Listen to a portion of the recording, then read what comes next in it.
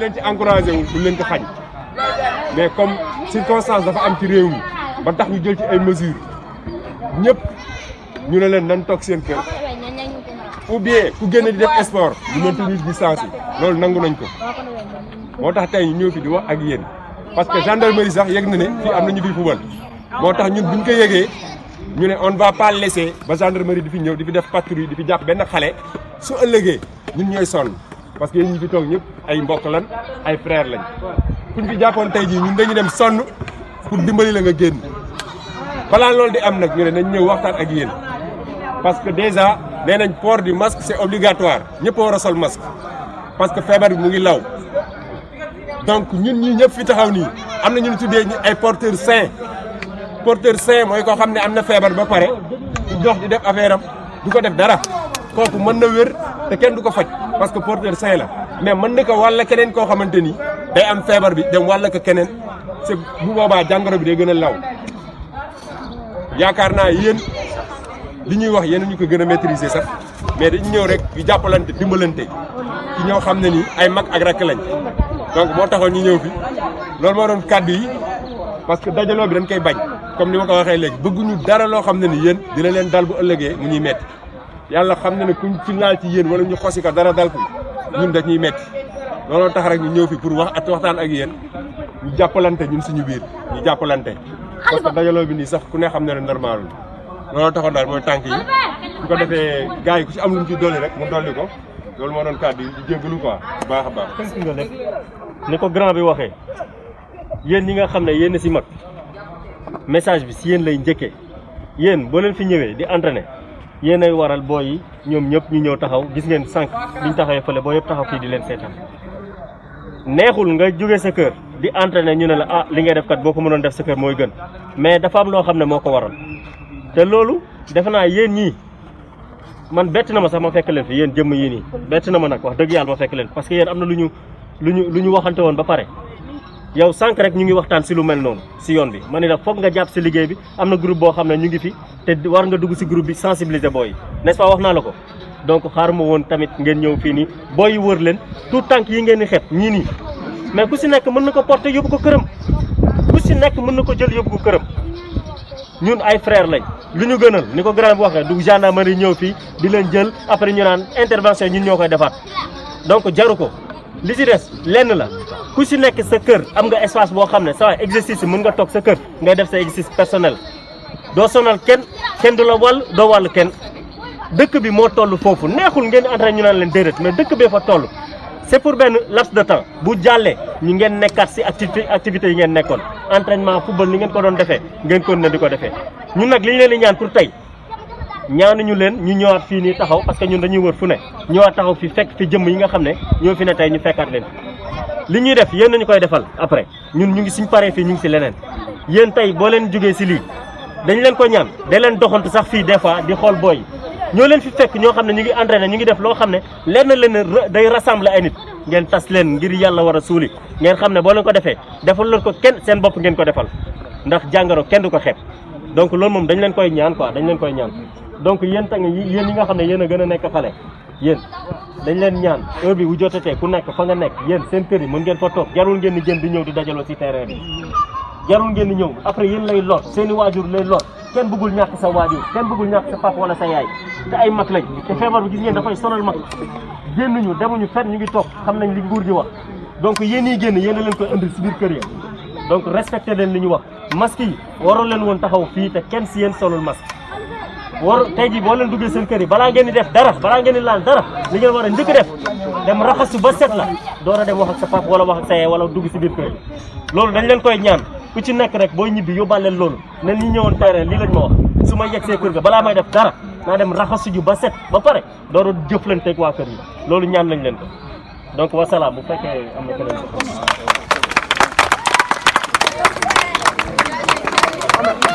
waaw gars yi def nañ geste bu nice fekk nañ ñuy entraîné booy wër ñu ñun xamuñu woon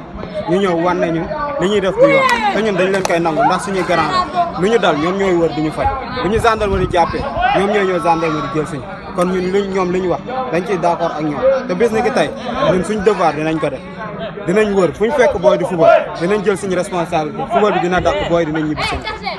Je m'appelle Moussa Diouf, membre du collectif Kër Massar suñu kër. Moussa Diouf lu waraloon tey seen taxawaay fii. Bon, en fait, li waral jotaay bi mooy que vu la gravité de l'heure, en tant que aussi des jeunes de Kër Massar ñu taxawal collectif bu tudd Kër Massar suñu kër di doon jouer suñu partition si li nga xam ne moom mooy jàngoro bu ñu fi am muy coronavirus. Donc dañ doon def ay actes de sensibilisation donc on a jugé nécessaire ñu commencé que fi nga xam ne moom mooy suñu kër commencé que fi nga xam ne foofu lañ dëkk muy Kër Massar village. Donc vu que dañ gis xale yi chaque soir dañuy ñëw fii di def ay yëngu-yëngu di def sport donc ñu jugé nécessaire ñëw waxtaan ak ñoom sensibiliser leen wax leen la gravité de leur jàngoro bi fu mu toll ci Kër Massar fu mu toll ci Sénégal itam donc moo taxoon ñu ñëw fii pour waxtaan ak ñoom. En tant que jeune lu leen motivé ci sensibilisation bi. Bon li ñu motivé mooy que ne Sénégal ku ne xam ne fii ñun Sénégal benn bopp la donc gis nañ aussi jàngoro ji di muy def à l'extérieur Europe ak Amérique ak yooyu noonu ñooñu c'est des pays développés donc nous aussi on nous caractérise comme un pays sous-développé donc comme bu fekkee ne ñoom mënuñu contenir li nga xam ne mooy jàngoro bi d'autant plus que ñun ñi nga xam ne c'est des pays pauvres amuñu les infrastructures sanitaires donc kon ñu mënuñu ko contenir donc li ñu war ñun en tant que jeune mooy ñu jouer suñu partition parce que chaque génération a une mission ñun notre mission d'aujourd'hui c'est une mission de sensibilisation donc loolu moo taxoon ñu wàcc ci terrain bi def suñu temps pour waxtaan ak xale yi waxtaan ak suñuy frères. Est-ce que aussi envisagé ngeen defar ay masques daal di ko distribuer ci population bi. waaw loolu itam ñu ngi ciy dox ñu ngi ciy xalaat et d'ici mercredi war nañu réceptionner 500 masques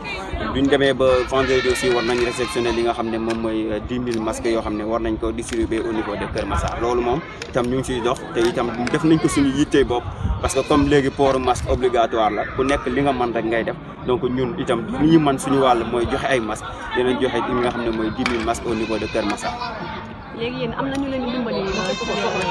masque yooyu ngeen nar a defar wala ci seen poche la jógee. non masque yooyu buñ koy defar gis nga collectif bi gars yi ñooy joxe ku nekk li nga am ko joxe kii am tissu joxe kii am